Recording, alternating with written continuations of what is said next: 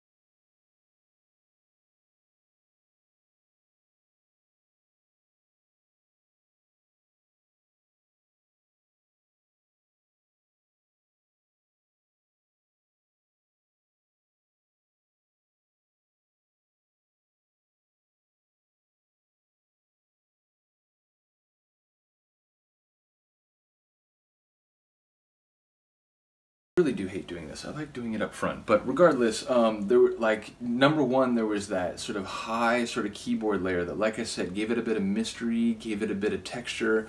But then right now, as it went into this new section after the chorus, there were these like high kind of synth sounds, but they were almost more like chime-like, or like, you know, kind of like hollow, kind of like a bell. But again, I do think it's like a synth layer of some sort.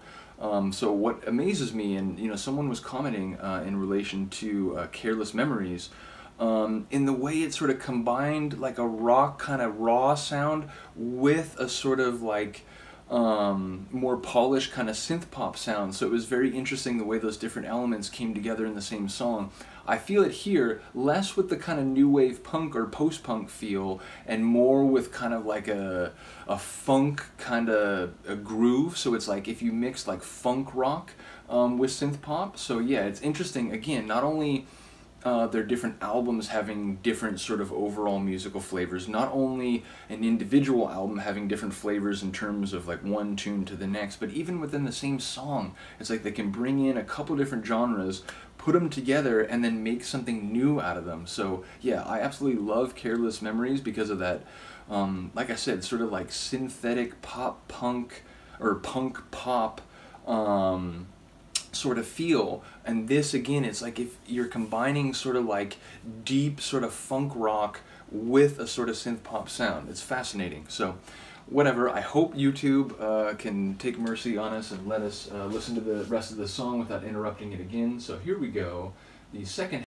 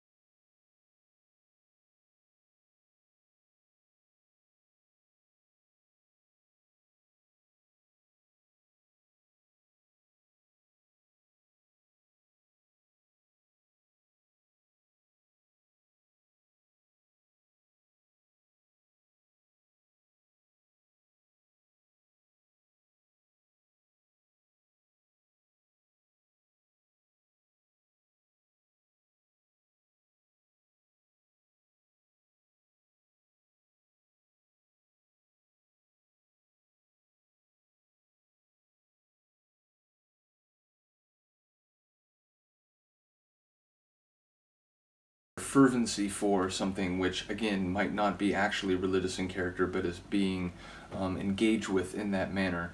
But yeah, still, there were a lot of lines that I've yet to sort of fully digest. That's only my second listen, so gonna have to listen to it some more.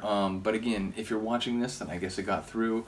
Let me know what you think. As I said, the bass really stands out to me, although on this second listen, I noticed there were a couple moments where, again, the guitar or maybe even the vocals were kind of like working with that groovy bass to kind of like give a layered sound of the sort of in the same area. That was really cool. So let me know what you think. Let me know if there's anything of note about the lyrics that, you know, I'm really should pick up on or, you know, start to think about for my next listens.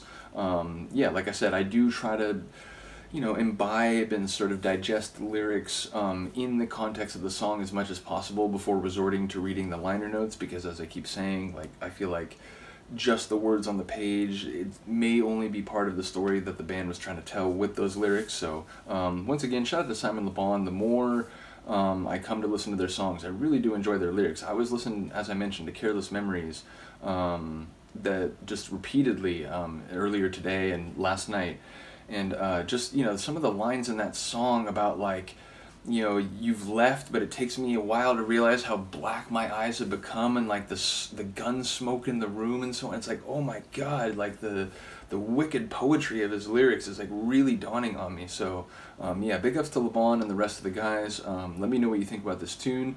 Let me know if any of the songs that I mentioned, not just, you know, the UK version of the album, or there's a couple the US versions of their Rio album, some of the songs that I haven't yet reacted to, like I haven't reacted to Lovely in Your Nightmare, either the original or the US version. So yeah, anything on disc 1 or disc 2 of this release, let me know if you'd like to hear it.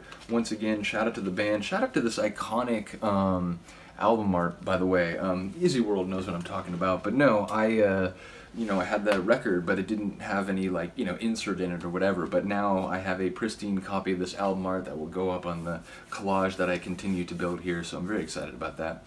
But yeah, let me know if there's any tune on this you'd like to hear. Other than that, thank you for listening and watching, and I will see you next time.